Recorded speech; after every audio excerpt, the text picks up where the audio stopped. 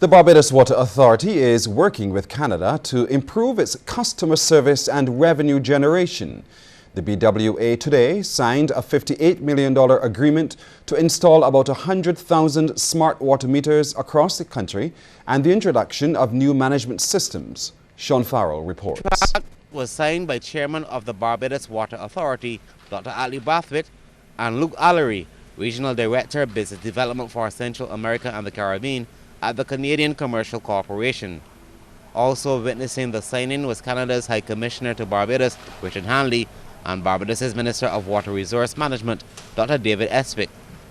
Dr. Estwick says over the years, the island has been struggling with revenue loss from leaking mains and faulty meters. What is also important in this regard is that those persons who suffered in the past of having a bill for $30 this month, and then next month it is $3,000, some sort of erratic billing arrangements, those will become challenges of the past with this new smart meter capability. In addition to that aspect, the fact that the meter has no moving parts and it is essentially sends out a radio signal, it will enhance not only the reading capacity systems within the Barbados Water Authority, because coming along with this particular project, we will be putting in a number of internal upgrades. New customer information service and financial management systems are also part of the contract. Dr. Estwick says several other water management projects are to be undertaken with Canada.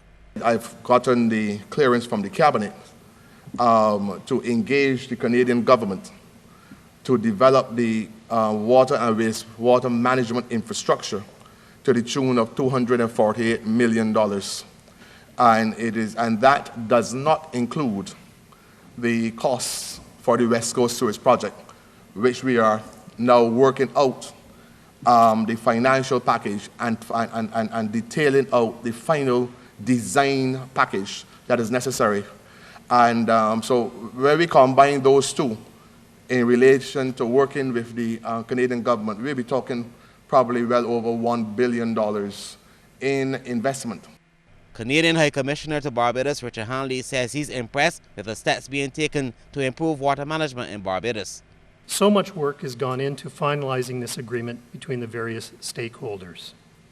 The Government of Canada is pleased to team up with the Government of Barbados in this exciting project which will benefit the people of Barbados while strengthening this important agency that is the Barbados Water Authority.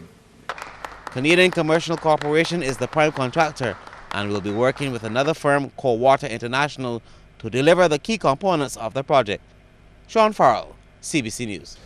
The Inter-American Development Bank is concerned about the number of local contractors, consultants and other business professionals failing to submit successful bids on IDB-funded projects.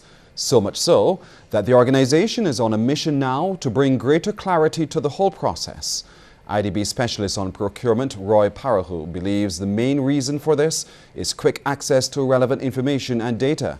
He told CBC News that this will be one of the primary goals as part of their procurement workshop on October 22nd, entitled Doing Business with the IDB at the Lloyd Erskine Sandiford Centre. One of the challenges we have is the access to information by these people, as well as when they get the access to the information, how do they use the information to be successful in the bidding process.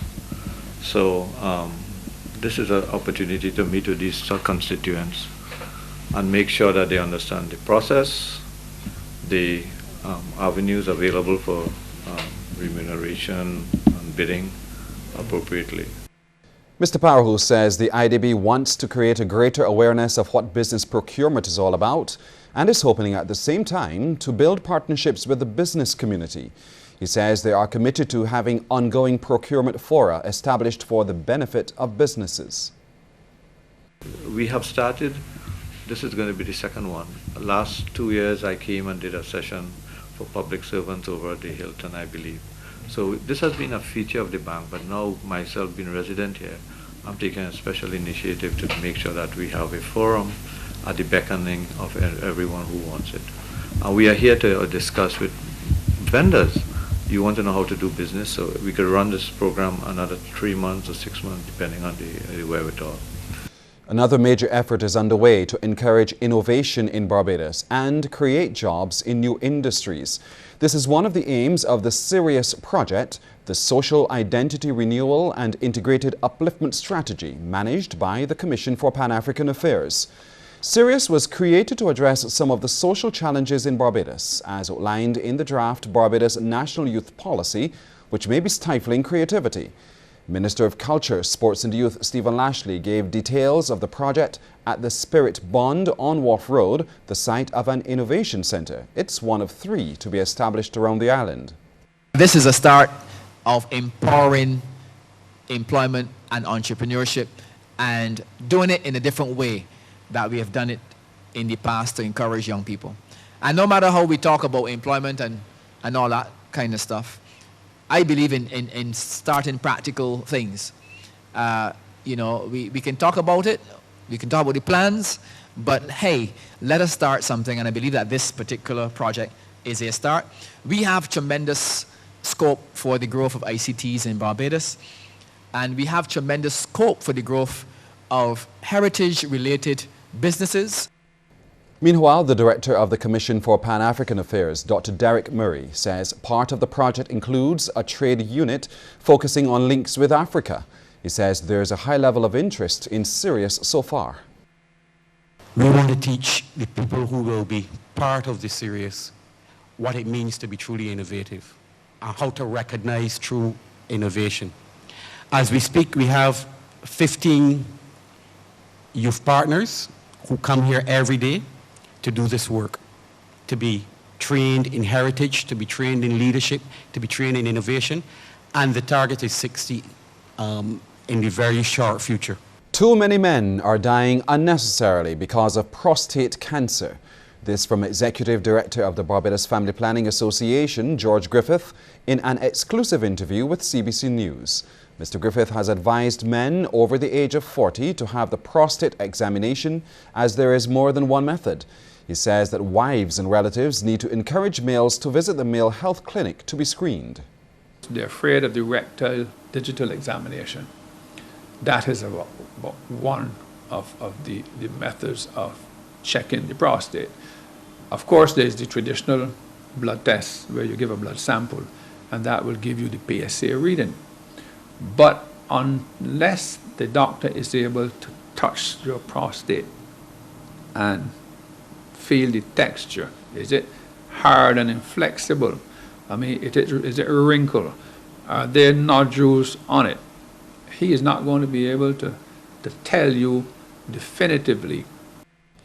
Mr. Griffith adds that research shows that poor cardiovascular health is linked to erectile dysfunctional problems.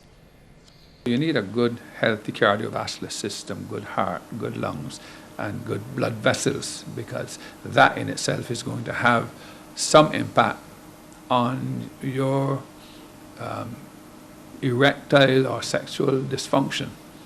In other words, if a man is having a difficulty establishing or maintaining an erection sufficient for penetration and satisfying sexual activity, then that man needs to see the doctor, and see the doctor early. Charges are expected to be laid soon against the 8 men, all crew members on a cargo vessel where drugs were discovered.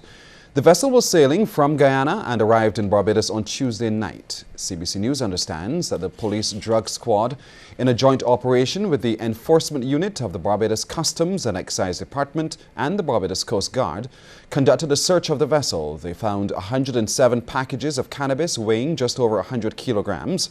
Over 20 kilograms of cocaine and 1 submachine pistol were also found and seized.